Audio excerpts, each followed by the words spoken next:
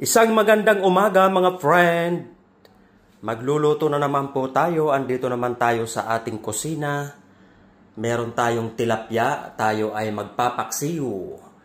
Ayan, lalagyan po natin yan ng ampalaya, talong, at ito yung ating mga sangkap.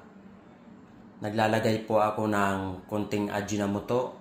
Ayan yung ating mga sangkap. Paminta, asin, tsaka yung ating vinegar. Kaya magluluto na muna tayo ng ating simpleng menu. Ang paksiw na tilapia. Ayan, magsisimula na po tayo mga kaibigan. Ilalagay na po natin yung ating mga sangkap.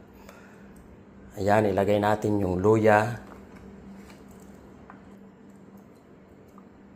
Tapos, sunod natin yung ating sibuyas.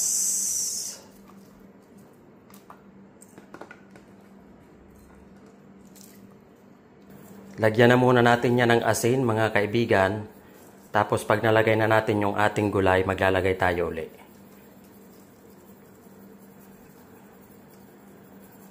Ayan, okay na yan.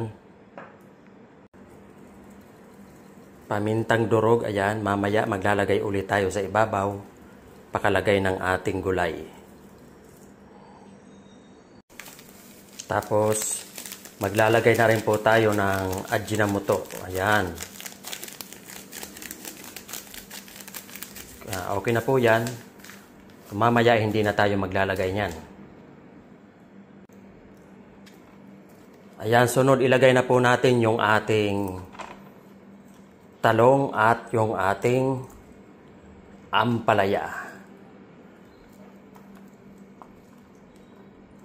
Mapaparami na naman ang kain natin nito, mga kaibigan. Alam nyo naman, paborito natin yung paksiw. So ayan, ilagay na po natin yan lahat. Punong-puno na naman yung ating kawali. Yan. Ayun. Lagay na rin natin yung ating sili, pangpabango.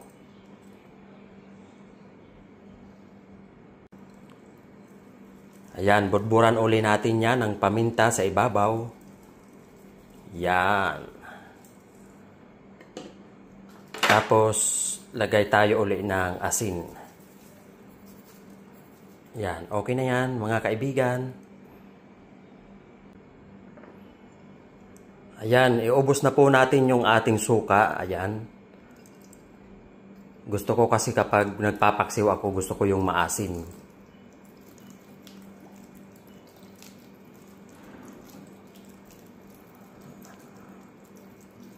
Ayan.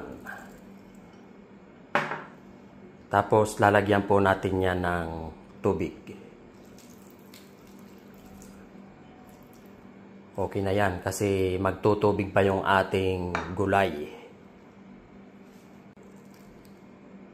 Ayan, ready to cook na yan mga kaibigan. Tatakpan na natin yan at ilalagay na po natin yan sa ating kalan. Ayun no. Maraming gulay ang ating paksiw.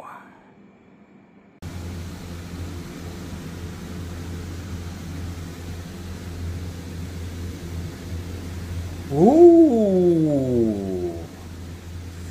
Amoy na amoy ang soka, mga kaibigan. Ayan, no? Wow! Sarap ng ating paksiw.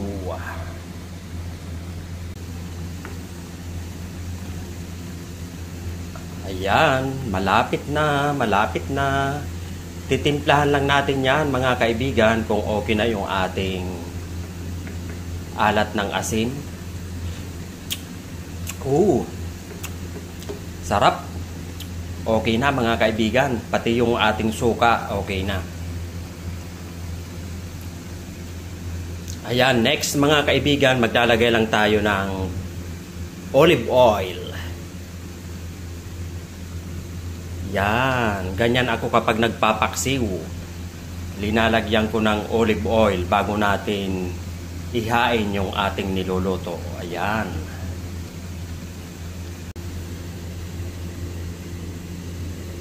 Takpan uli natin yan ng mga 3 minuto at para makakain na tayo mga kaibigan. Luto na po mga katiyoy friend ang ating ulam. Pinatay na po natin yung ating apoy. Kaya kakain na po tayo. Yan. Thanks for watching.